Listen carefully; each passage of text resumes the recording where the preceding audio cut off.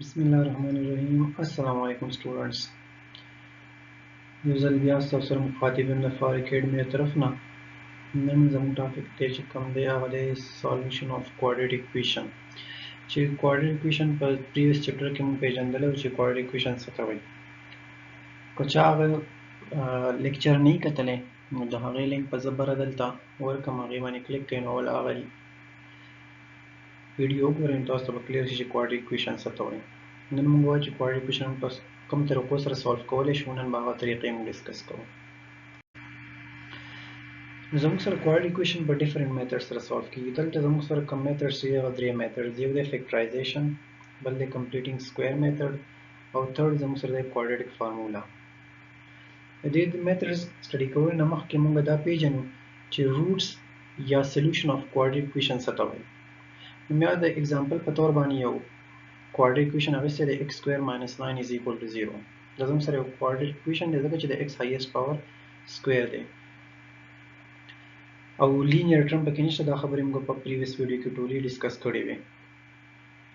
نو دا اکویشن زه فیکټرایز کولی شم فی الحال زه دا خبره نه کوم چې زه فیکټرایزیشن کوم کمپلیټینګ سکویر میتھډ اپلای کوم یا کوارډریک فارمولا اپلای کوم زه فی الحال دا خبره کوم چې روټس یا سولوشن اف کوارډریک اکویشن څه ته وایي نو کله چې موږ یو کوارډریک اکویشن سولف کوو د هغې چې کوم انسر راوځي نو هغې ته موږ روټس یا سولوشن وایو لیټ سپوز ما یو کوارډریک اکویشن اخیستی دی x square minus 9 is equal to 0 دا زه لیکلی شم x square minus د 9 په ځای لیکلی شم 3 square ولې چې دی نه واپس 9 راځي نو دا شو x square minus 3 square is equal to 0 دا زما سره یو فارموله جوړه شوه a square minus b square فارموله هغه برابر دی a plus b multiplied by a minus b د دې برابر a square minus b square شرط هم راشي هغه زه داسې لیکلی شم نو دلته د a په ځای x دی او د b په ځای 3 دی نو دا شو a square minus b square نو دا زه لیکلی شم x plus 3 x minus 3 د a په ځای x لیکئ او د b په ځای 3 لیکئ نو x plus 3 into x minus 3 راغی is equal to 0 نو اوس دا دوه quantities x plus 3 او x minus 3 multiplication کې دي نو یا به x plus 3 د 0 برابري او یا به x minus 3 د 0 برابري دا موږ څنګه د 0 برابر واخیستل دا به فردر چې کله د فیکټرایزیشن میتھډ فردر سټډي کوو نو په هغې به تاسو خپل ډیټیل سره ووایو دلته فی الحال زه دا خبره نه ډسکس کوم خو فی الحال موږ صرف دومره وکړه چې دوه کوانټیټیز دي نو دواړه هم د 0 برابر واخیستو x plus 3 هم د 0 برابر واخیستو x minus 3 هم د 0 برابر واخیستو نو دې ځای چې دا 3 رائټ طرف ته شفت شي نو x is equal to minus 3 به راشي او چې دې ځای نه minus 3 رائټ طرف ته شفت شي نو x is equal to 3 به راشي ولې چې د اکویریټي نه یو نمبر هغه طرف ته اوړي نو هغه ساين چینج کوي نو زما سره د دې x دوه ویلیوز راغله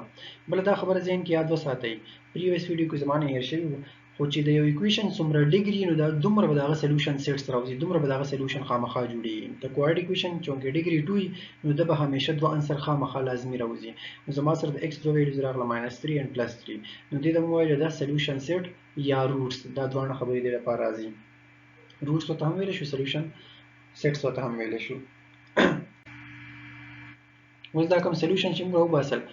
دا ویریفای کوو چې آیا چې دا د دې کوارډریک اکویشن سولوشن دی او کنه غلط دی تاسو خپل انسر ویریفای کولی هم شئ د هغې ویریفیکیشن میتھډ دا دی چې کوم اوریجنل کویشن دی په هغې کې د x دا ویلیو 1 by 1 پوټ کړئ فرست پکې ما پوټ کړه x is equal to 3 نو د x په ځای ما 3 پوټ کړه نو 3 square minus 9 is equal to 0 شو نو 3 square به 9 راشي نو 9 minus 9 is equal to 0 9 9 کټ شي نو 0 ته راشي نو 0 is equal to 0